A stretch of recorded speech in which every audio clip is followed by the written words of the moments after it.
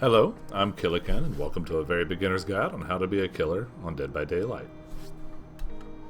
Being a killer main can be kind of daunting in this game, but hopefully this can help you dive in pretty quickly in order to have fun stalking people and killing people. First things first, we're going to go over the basic stages of the game from a killer's perspective. The first stage is the hunt. In this stage, you're not actively chasing the survivor, but instead, you're on the lookout for them.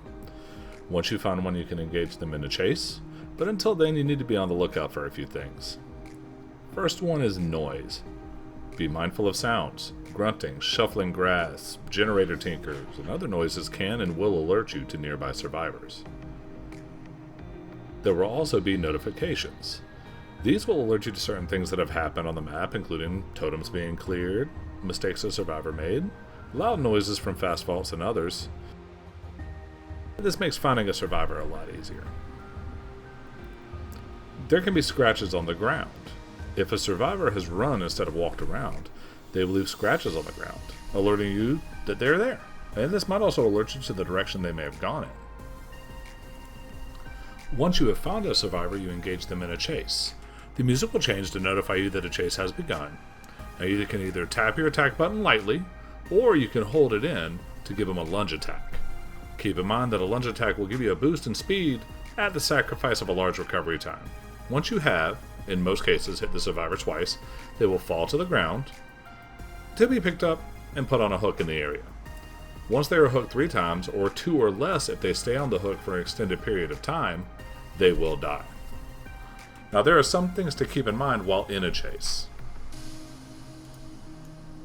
Good survivors will try to run you in circles. Keep in mind that most survivors are aware of the direction that they want to go. Try and be unpredictable and force survivors out of their comfort zone in order to make them take an undesirable route. This will line you up for a very easy hit.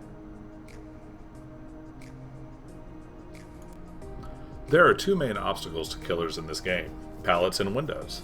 A pallet will block your path and keep you from hitting the survivor. More advanced survivors can actually hit you with the pallet and stun you for a duration. Windows are a little bit different in that they don't block you, but if you go through a window slower than a survivor, so keep that in mind. Once all the generators are complete, or 3 survivors are dead and 1 left alive, the game will go into Endgame. There will be a timer on the top of your screen, at which time any survivor that has not left, either by the exit gates or by the hatch, will die. The main goal of a survivor is to escape, so making this difficult by closing the hatch or keeping survivors engaged can make it where they don't get out. Once all survivors are dead or escaped, the game is over. Each killer has a unique power that changes an aspect of the game. There are generally 2 types of killers: chasers and controllers. Chasers are killers that have a power that helps them mostly while chasing. They can use these powers to control the engagement or make downing a survivor easier. They can rely on brute force like the hillbilly or sneaky stabby methods like the shape, but they mostly focus on shortening and controlling the chase. These killers include the hillbilly, nurse, shape, ghostface, cannibal, spirit, clown, legion, and huntress. Controller killers generally have powers that control either the map or other aspects of the game in order to slow the game down or make objectives difficult. They do not have powers that really help in the chase, but some can, such as the plague. But they do have powers that buy more time or force the survivors to do other tasks to slow the game down. These include the Trapper, Doctor, Pig, Hag, Plague, Nightmare, or Wraith. You can also use add-ons to change your power in interesting ways. These can influence how a character is played, so be sure and practice. You can take up to 4 perks with you into a match. These alter game mechanics to assist you in killing the survivors. Be sure to try multiple perks out, so that you can find some that are conducive to your playstyle.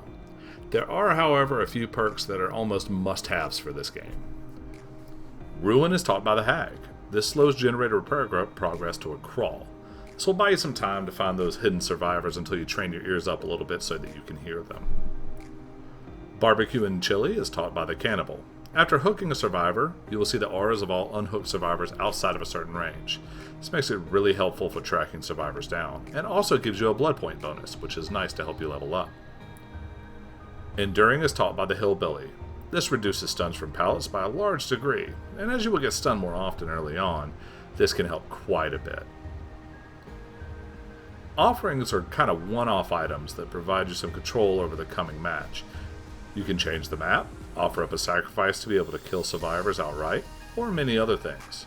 With the exception of Mori's, the offering lets you kill survivors outright, and map offerings, they generally have very little impact on the game. Hopefully this has given you a basic understanding of how to be a killer. Have a good hunt in the fog, and I'll see you with the entity. Later.